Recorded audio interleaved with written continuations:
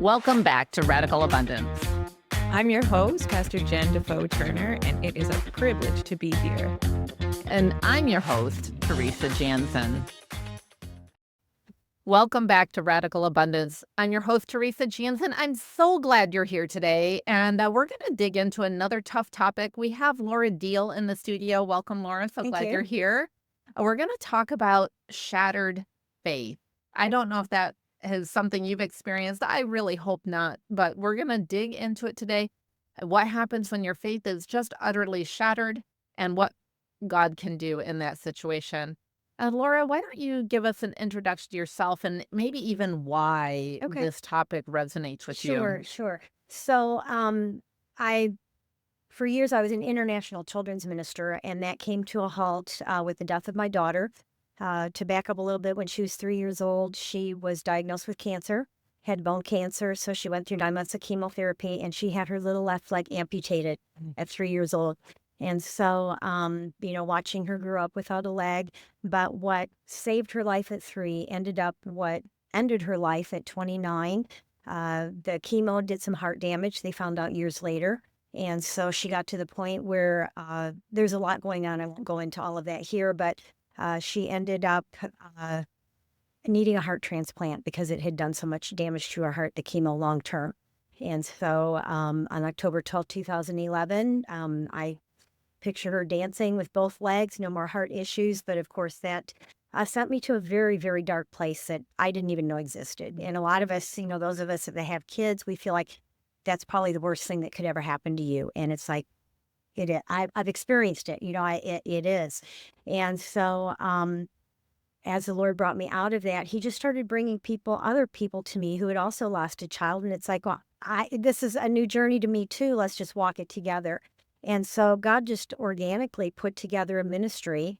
It started in our home as just a small group in our church, and we had to have a name for it. And so I feel like God gave me GPS Hope, Grieving Parents Sharing Hope. And God just kept moving things along, and we found ourselves with what has become an international ministry. And for 5 years, we actually sold our house and lived in a motorhome. We called it the Hope Mobile, and traveled the nation for 5 years, providing support and resources. And what we discovered is that there's a lot more out there for parents who've lost a child, but not a whole lot out there for believers who've lost a child and their faith has been shattered. It's like, why did I bother praying all those years for my children if he's not really going to protect them from death? And so that's really who our heart is to minister to, is those parents who are just walking that road of shattered faith. And there are a lot of things that can shatter our faith, just a lot of things in this world that we live in. And we hear so much about just believe and have faith. And, you feel like a lot of times if you do the right things, and then God has to come through for us and do what I want him to do. And discovered that that's not what faith is. Faith is not this magic genie where we rub the lamp and God says, what do you want me to do? Because then I become God. And I need him to be a whole lot bigger than what I want him to do. And so it has been quite the journey. And so our heart is to walk with others who find themselves on this same unwanted journey. Absolutely. The loss of a child is a shattering experience and can really shatter your faith. Well, Laura, that sounds also like it wasn't just an instance that shattered your faith. It was a long haul situation. And you had the diagnosis, that can be faith shattering. The amputation, that can be faith shattering. And then the loss of your daughter. Oh, I'm so sorry that you experienced that. Thank you. So tell me, though, was it accumulation of things that really brought you to a point of crisis, or was there one particular event that you just said, this is too much? Well, several years before she passed, we had a situation with my son that was very devastating something most families don't go through as well. And I remember one time I was praying. It was one of those fix-it prayers. God, we need you to do this. This is how we need you to move for my son. And this is what we need.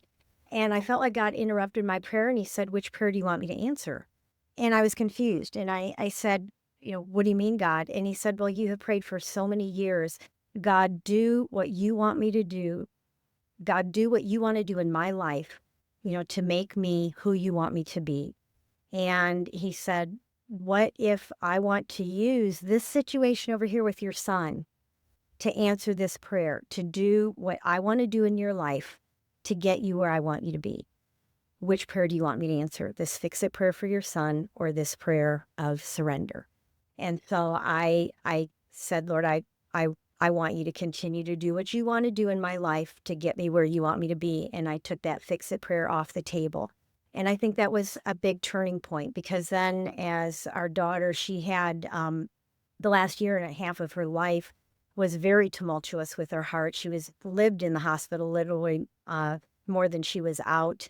And while waiting for a transplant, she had a VAD. It's a heart pump that ran her heart. And so I think because the Lord had brought me to that place of surrender years ago, even though it was devastating to lose my daughter and it just spiraled me into this darkness, like I said, I didn't even know existed. I also knew he was the only way out. I knew I had to grab onto him with everything I had.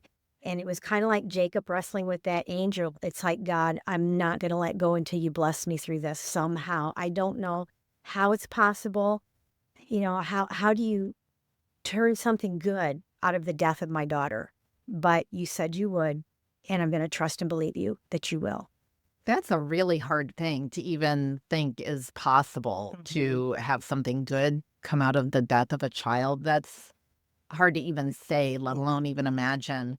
Laura, I have a hunch that a lot of people came alongside you at different points in time and tried to say encouraging things and things that maybe they thought were helpful. Tell me about how some of that went down, because some of the people listening maybe have gone through the tragedy of losing a child, but some of the people listening are going to Yes. encounter people who've had an incredible loss.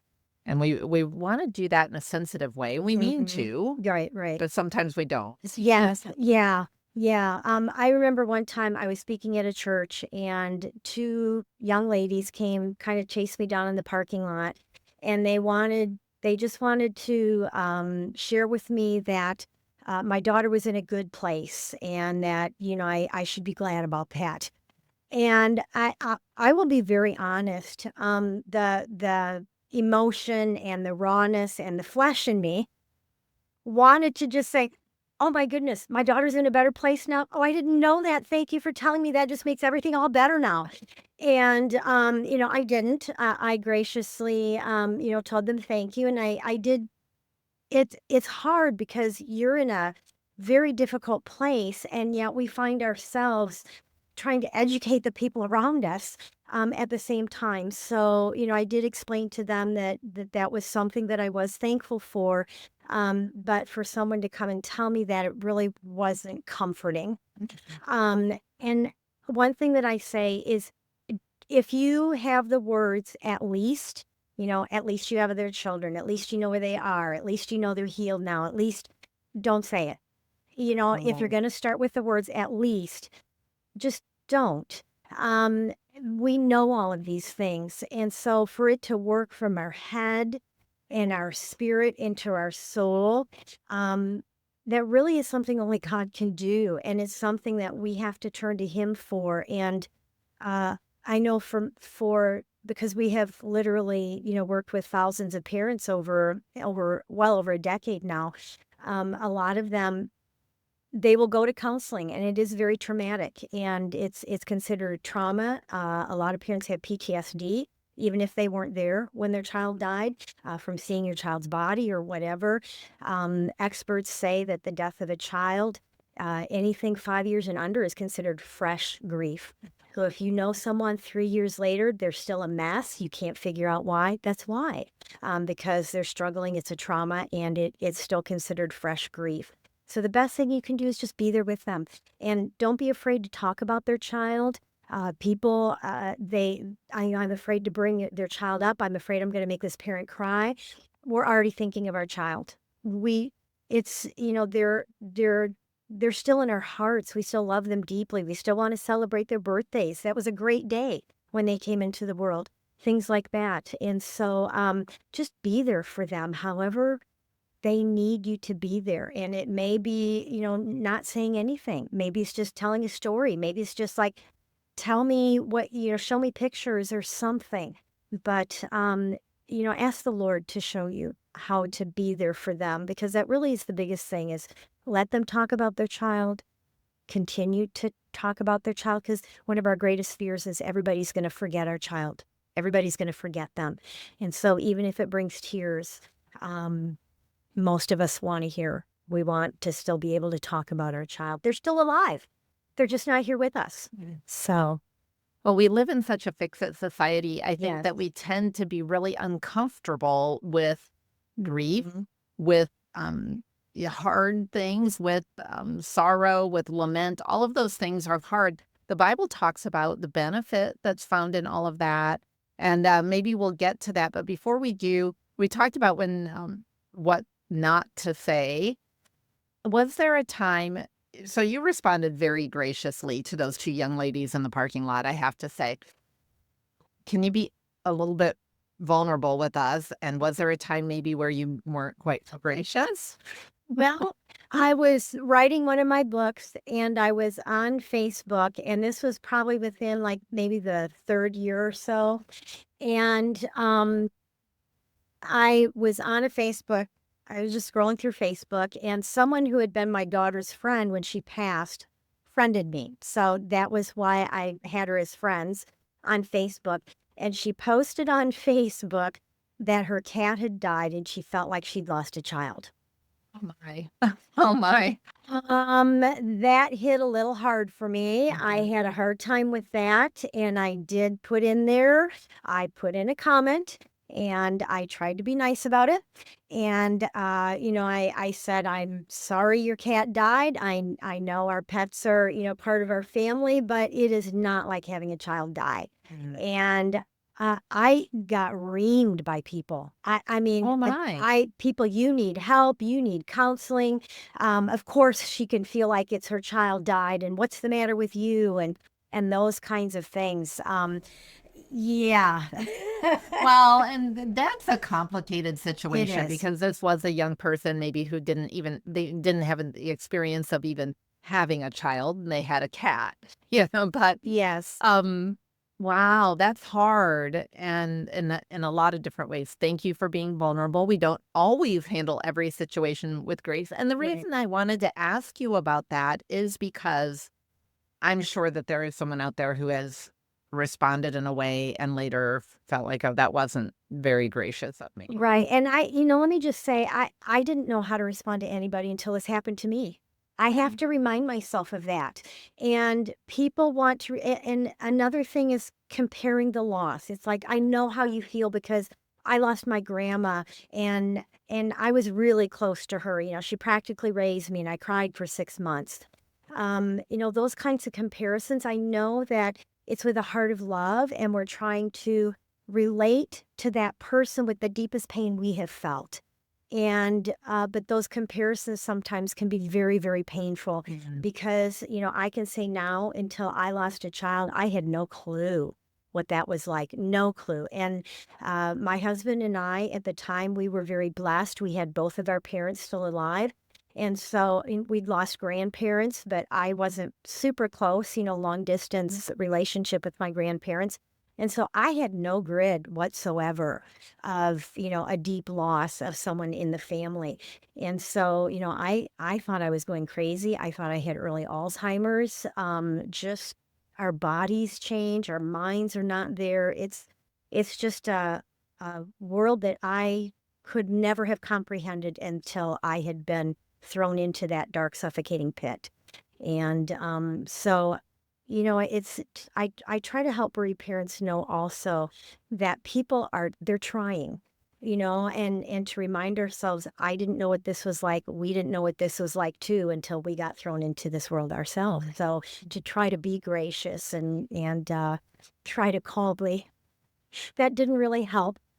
When you're so stretched and at the end of everything and you're in that deep suffocating pit, like you had Yes, talked about. It is hard to find that grace to extend. it is. And you also said, and oftentimes the responsibility for educating people, for extending the grace, falls on the person who is in the midst of grief. And that is just really, really It's hard. hard, and I found myself I'll cry, at Becca's funeral comforting other people.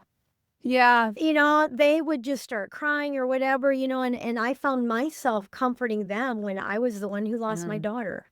yeah. And there can be maybe some benefit in getting out of the grief and out of and focusing on someone else, but also that can make you just feel more alone. It can. You can feel very, very isolated, and we tend to isolate ourselves because the people around us don't understand. And so I really encourage I started to say, a lot of parents, they do go to counseling, but they find that the counseling really isn't helpful because a lot of times the counselors themselves have not experienced a deep loss, and so they're trying to counsel from what they've learned from book learning. And so most of the time, most parents will find that the greatest help is to connect with other parents who've been on that road. I call us bereavers. Oh. Um, when I landed in this unwanted world, uh, a lot of us call it a club that none of us wanted to belong to, and it's a And you're a lifetime lifetime member. member. Oh, wow. Yeah. Yeah. But I started, it's like we know what an orphan is, we know what a widow or a widower is, and there are no words that we can put to our pain. There just are no words. The pain is just beyond what you can describe. Uh, but there's no word to unite us either. There's no word to say who we are. And I started looking that up and actually kind of praying about it. And I discovered that the word bereave, it comes from the root word reeve, which means like a violent being stolen, taken, ripped away, seized. And I thought that's exactly how I felt. I felt like my daughter, even though I knew she had these heart issues and she needed the transplant, I still felt very blindsided by her death because I held on to hope. I held on to God's miracles, that she would be healed somehow. And so that's how I felt when she died. I was very blindsided, and I felt like she had just been violently ripped away from me. And so when you put the PA for parent in front of that word reeve, you get a parent who's bereaved of their child, a parent who feels like their child has just been ripped and stolen away from them. So, yeah, I find that most parents find being around other bereavers who are on the same journey is the most helpful.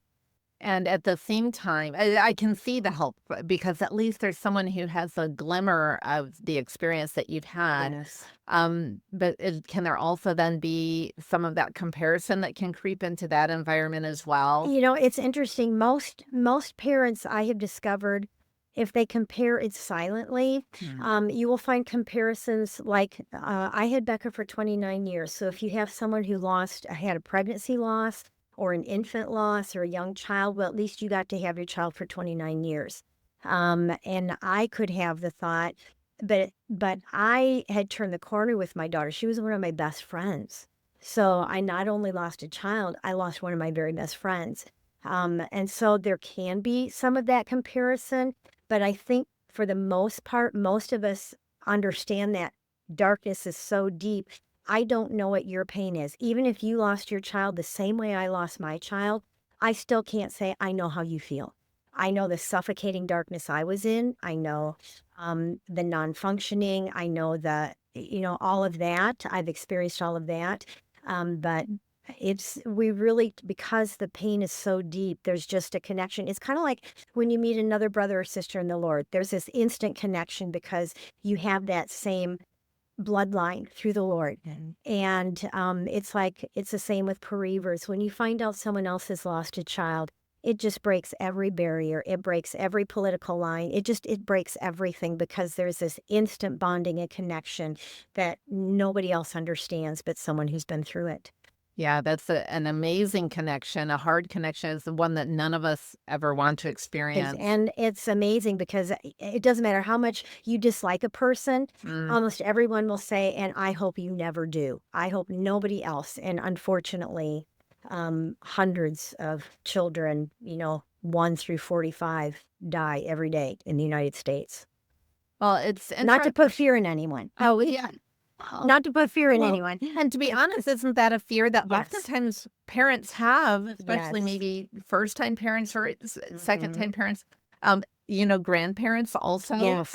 I have found that I have that fear more with my grandchildren than that I think maybe because I was young and didn't think about it so much, but Yeah, and as grandparents have a double whammy, yeah, because they've lost their precious grandchild, and then they watch their adult child go grieve, through this darkness, and they don't know if they're going to make it. right. And we are never the same. We're never the same.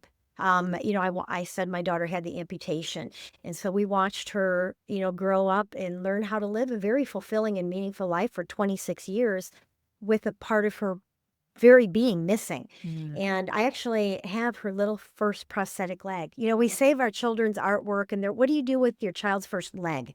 Right?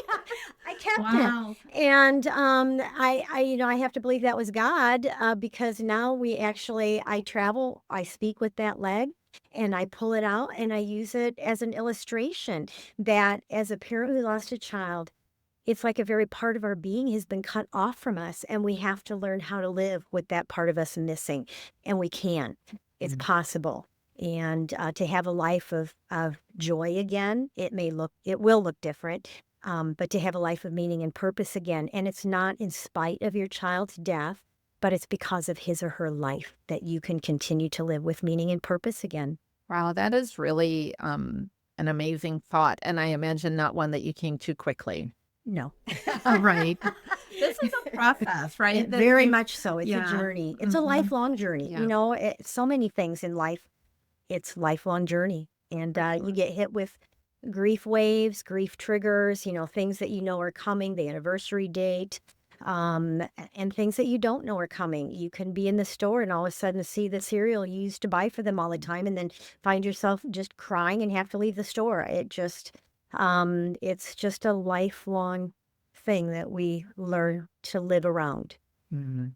Learn to live around that, so always present, always Yes. there. Wow, that's really, something to think about a minute. I think a lot of the things we've talked about, we've gone through very quickly because our time is, Mhm. so limited, and a lot of it I'd like to sit with for a little while and just think about it. One of the things that we touched on, and I'd like to go a little bit farther on, is then what is a positive response to someone who's in this really impossible situation. We've talked about just being there and just sitting there. Mhm. And how do you have a suggestion for how we can fight that urge to fix it, to soothe it, to smooth it, to make it all better? I fight the urge. Okay. Thank you. A lot of times we can ask them, "What do you need?" And just let Mhm. me know if you need anything. At the beginning, even those first 2 or 3 years, we're so overwhelmed, we don't even know what we need. I mean, Mm, we can't function. Offering to maybe pick up your other kids and take them to their sporting event or get them to school, come over and do a load of laundry. It's almost like you have to make the offers, because even if someone told me, "Let me know if you need anything," I don't even have the energy to pick up the phone and call you and tell you what I need if I figure it out. And so, ask the Lord, and then, call that person up. And if they don't answer, it's okay. Sometimes we don't even have the energy. I don't know what they're going to say. I don't have the energy to talk. I got to save it for whatever, I got to make supper tonight or something like that. Some days just are getting out of bed and taking a shower is a win. Those beginning years it takes everything in us just to survive. yeah. And so anything you can do that you could step in, ask the Lord, show me what I can offer to help this bereaver with. And then the other thing is, jot down, put on your calendar that child's birthday, put on the calendar when that child passed. For some parents, it's a long period of time. I think of a family back home. Their son was in a bad accident, and he was in the hospital for like 2 weeks. And they finally had to make the decision to pull life support. And so that's a very lengthy time. It's like a 2-week period where they're just reliving this again. And so to know that people care enough to remember, even just sending a text saying, "Hey, I'm thinking about your child's birthday, and And you want me to come over? We can do a cake together. I want to help you celebrate.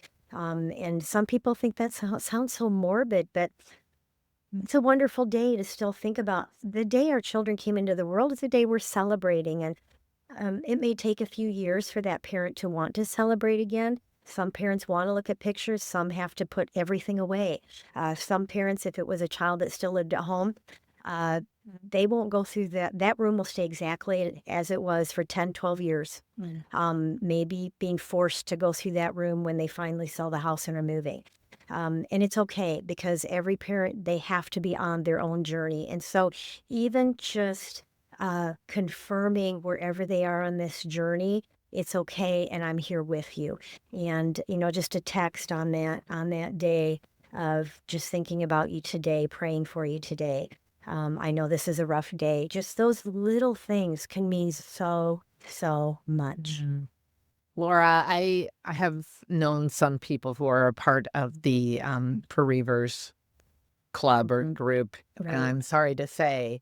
And I know that I have seen some of those posts on Facebook and things like that, and I've missed them, and then I feel really bad about having missed them, and I wonder, now what do I do? I meant to remember, but I didn't remember. Right. Life And gets busy. yeah. So we've talked about some hard things and things that would be easy to feel guilty about, and I want to just offer to the audience a little bit that there is grace for these things. If you're like me and you have you wanted to remember and you missed it and it's the next day, Laura, is it okay on the next Oh day my to goodness. say, Yes. hey, Oh, please. Please. okay. Even just say, hey, I was thinking about you. I was praying for you. Just wanted to let you know that I know yesterday was a tough day for you. I think that sometimes we don't know the rule. We don't know Right, what to right. do. And so we don't do Do anything. anything. We don't want to do the wrong thing, so we don't do anything. Right. And I will be really honest, this is another area where bereavers are different. Some will say, I'd rather you do the wrong thing than nothing at all. Other parents would say, just leave me alone. Okay. And so I think even to find out from that bereaver, would you rather me be here? Would you rather me love you from a distance right now? What do you need right now? And that can change. And we don't even know when it's going to change. I'm so sorry. Yeah. And I think that if we can be just okay and be prepared to be okay, and if With maybe, whatever. yes, and that flexible and maybe a little bit of thick skin because you don't know how the response is going to Right. be because you're dealing with Yeah. someone who's in the midst of a trauma. Yes. And Yeah. and so, yeah, lots of grace here all around. If we could, as much as you can muster, I think is important. Yeah, what my husband, in one of the books that I wrote, my husband wrote a chapter on the support beam of grace. It was putting, like, rebuilding our lives is like rebuilding a house, and I went room to room. And my husband wrote a chapter on the support beam of grace. So tell me a little bit about this resource, the book that you have. Well, I actually have quite a few books out there. The main one is called When Tragedy Strikes. And it, like I said, it's rebuilding your life with hope and healing after the death of a child. And we have had other people like who've lost a spouse or whatever read the book and be helped by it. They just kind of put in, when I talk about the child, they put in their spouse or whatever. But it really is, you have to go piece by piece. The foundation of forgiveness. When you lose a child, there's so many people you have to forgive, even your child for leaving you, whether it was intentional or unintentional, forgiving yourself. We always blame ourselves. There's something I should have done. I should have seen. I shouldn't have said yes to this. I shouldn't have. I have a friend that says, quit shooting on yourself. Right. But we can't help but We go need a there. t-shirt with that. Yes. Yes. We can't help but ask why over and over again. Why did this happen? Why my child? Why my family? I encourage changing the question to how. God, how can I get through this? How can I even want to live again? Most of us, we don't want to be here anymore, even if we have other children. It's kind of like Jesus leaving the 99 to go find the one. Our heart is just longing for that one. Our children are our greatest treasures here on earth for the most part. And so when one of those treasures is in heaven, our heart is in heaven, we just want to go be with them. And so there's just so much that goes into this. And I'm sorry, am I answering? You're Oh, 100% the book. no. So, Yeah. Oh, yeah. yeah, the That's where book. Yeah, and I have another book. I'm actually in the process of writing a second edition that will be so much better. So if you're interested in this book, it's called Come Grieve Through Our Eyes. And I wrote it specifically to show what our life is like as a bereaved parent so that we can hand the book to somebody and say, here, read this book and then come and talk to me Oh, about wow. why I'm still such a mess because these are the things I'm dealing with. These are the things I'm struggling with. These are the things I'm thinking about now. And like I said, it was at the very beginning of when I first started writing. And so I'm in the process of putting together a second edition that will be much, much better. That sounds like a Um, resource even for the church, maybe deacons in the yes, church, people who yes, are even serving on yes. the funeral committee and those And types I'll of ask things. you, wait for the second edition. Like I said, this was at the very beginning of my journey, and it just needs to be rewritten to be much Oh, more helpful. But okay. we also find that bereavers like that book because it validates all these things that they're Yes. feeling and going through. All of a sudden, someone is able Mm. to put words around Yes. something that is Yes. so hard to put words around. So Yes. thank you for doing that, Laura. I really appreciate it. So this whole space, I have to tell you, even I'm not 100% sure what all we need to talk about. What have we not yet touched on in these last few moments that we really still need to cover? I think it's just that whole thing of grace. Um, not to judge. Mm. I mean, because we don't even know ourselves. Like I said, it's such a suffocating darkness. I didn't even know that kind of darkness existed. And so to just be there and a lot of grace and realize that it's for the rest of our lives. We are dealing with this. It's not like our child went off to college and we just lost contact for a while. All we have are memories now. Other people talk about their children. All I have are memories to talk about this child. I don't have the future grandchildren or people that have lost their only child or all of their children, extra layers, suicide, extra layers. And so just learn what you can to be there in a way that really is supportive and don't try to fix us. Only God can do that, but just be there with us. I think there's been a change too, and maybe there's been a change in how people process this type of a tragedy. For example, my brother passed away when I was 11 years old. Sorry, yes. Yeah, and so I never really thought a whole lot about what my mom experienced. Right. And she was part of a generation that you just stuff it, You pull you shut the up by door. your bootstraps and go on. Right. Yes. Right. Yes. And maybe some people have a tendency towards that and Yes. they grieve privately and those types of things. Mhm. And maybe some of us are from a generation where it's hard to understand the way that people may grieve today or how some people just grieve differently. How can what help can we offer maybe someone who is more of a pull yourself up by your bootstraps or why is this still a problem thing? Yeah, I think maybe gently directing them to resources, and let them decide how much help they want and when they want it. And so we have a website. It's just gpshope.org. And so, I mean, you can just let somebody know, hey, I heard someone who lost a child talk about this. She has a website, and I just thought I would send it your way. Just very gently, something like that. She has a weekly podcast. She has, some things that you might be interested in. So I just thought I would just kind of slip this your way. That's a great idea. What's that website again? gpshope.org. gpshope.org. One of the things I like about that, the whole GPS system, Yeah. how many times have we been driving somewhere, maybe even on a straight highway, and all of a sudden our GPS says recalculating? Yeah.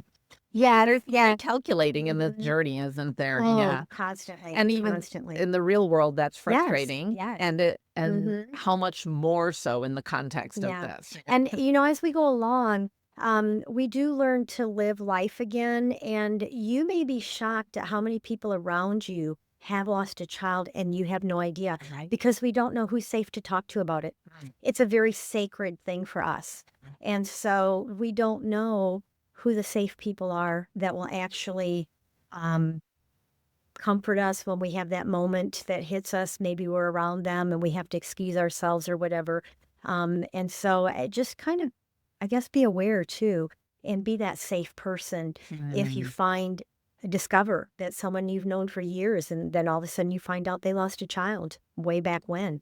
And just be that safe person and allow that sacred space for them. So, when you find that out years later, what is a way that maybe you could respond? And of course, we know everyone is different. It's all Yes. individual, but Yeah. give us some ideas. To say you're sorry and then, tell me about them. Do you have pictures? Oh, Oh my goodness. We love opportunities if we feel like it's a safe person and you're genuinely wanting to hear about our child. That just makes our heart sing. You want to see wow. pictures, you want to hear about them. What were they like? What did they do? What were they good at? Those kinds of questions. Wonderful. Laura, Do you see me just light up just even thinking about someone asking me about Becca? oh, wow. Thank you Yeah. for sharing her name too. And Thank you. I think Yes. We yeah, want to say their names. A yeah, chance to say that's their names. wonderful. Yes. Yeah, thank you for that. I know that one of the things also that can happen in early grief, and I don't talk about this very much, but I will just mention the context that it's only been a few years that I lost a grandchild. So my daughter Oh, lost her child. yes. And I was there mainly to support the other children and let her and her partner be free. But one of the things I remember from those days, those early, early days, was the incredible amount of food that arrived at the house and nobody was eating. Right. Right. And yet I know that every time another casserole arrived, another something Yes. arrived, there was just this acknowledgement that someone is thinking of us as we're trying to Mm-hmm. find a spot in the fridge or a spot in the Freezer. freezer. Right. Take it to your house. Exactly, yeah, Mhm. it was a lot. Um, what are some really helpful early day things that people can do? And I'm not saying don't take the casserole because at least it was a Mhm. physical representation of someone's thought Yes. and love and Yes. care. I want to mention too, if I forget to answer that, circle me back to it. But as you were talking, something else I want to mention that I feel like is very important is when you have like your family talk to a family that has lost a young child, the child was still at home. Uh, so much of the emphasis is when you lose it is on those parents. When an adult child is lost, like my daughter Becca, she was married, she had a 9-year-old daughter, and rightly so, most of the attention is on the spouse and the children of that adult child. And most people don't think about the grief of the parents nearly as much. My son-in-law was 30. We knew he would go on and get remarried. We wanted him to. He had a 10-year marriage of a wife with heart issues in and out of the hospital. And, we wanted him to go on and get married. Obviously, he's not going to replace his wife, Becca, but he did have another wife, Right. and Yeah. he has more children. And so, if you know someone, a family who's lost a child, uh, look at the parents.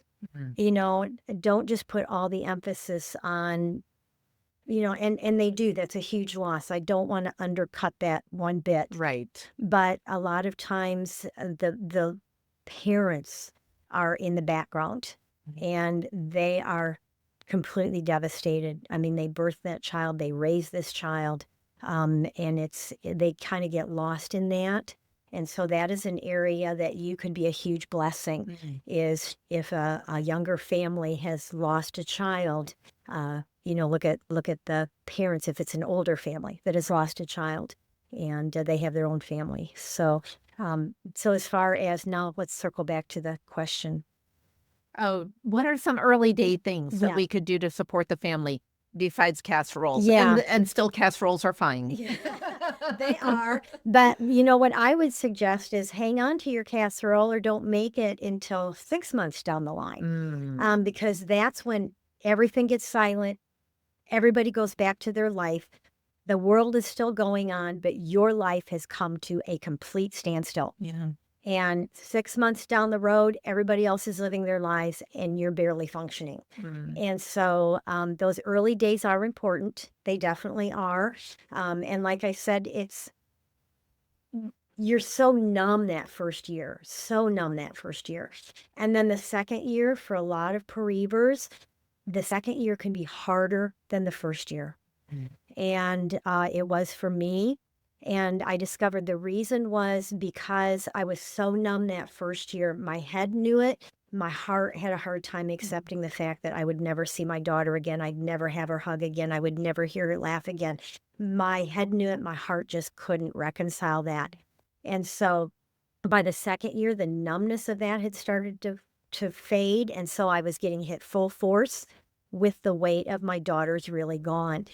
Plus the fact I had gone through that first, Thanksgiving, that first Christmas, the first New Year's. When that calendar turned over that first year, here's something you can talk to a parent about, and they will be blown away that you even thought about it. Especially that first year when that calendar turns, it is devastating beyond words because you feel like you're leaving your child behind. You don't want to go into that new year because you feel like it's just another step of leaving your child behind, and it's horrible. It's a horrible feeling. So even, write yourself a note and contact them and say, hey, I know you're, hitting a new year, and I'm sorry, just thinking about you, praying about you, because I know it's probably rough for you thinking about going into a new year without your child. I mean, those things are just huge. Wow. So at the beginning, there are so many people who are there. And what we really need are people who are still thinking about us, still helping us out, even that first couple of years. Wow. I know we're going to put all these resources in the show notes, and please check all of those out. I can't believe our time is up, but I feel like we have gotten to I do. touch on some of these Yes. really practical things. I love that. Mark the calendar for those future dates, 6 months, 1 year, those holidays, those birthdays down the road. Things like the first day of school, and you see everybody's Oh, my posting their word. kids on the first day of school, and I don't have a picture to post the first day of school. A lot of parents just stay off of Facebook for weeks because they just can't handle seeing other kids, Yeah. getting ready for Mother's school. Day, I'm sure. Graduations. Oh my, yes. You know, All of these milestones. it's like I said, living with an amputation, things that we don't think about unless we're living that life. Yeah. Well, thank you. Thank you, Laura, so much for being here. Thank you so Really much for appreciate asking it. and having me come in and share. All right. And thank you for joining us. As always, put your comments, your prayers, and your suggestions in the show notes. Thank you.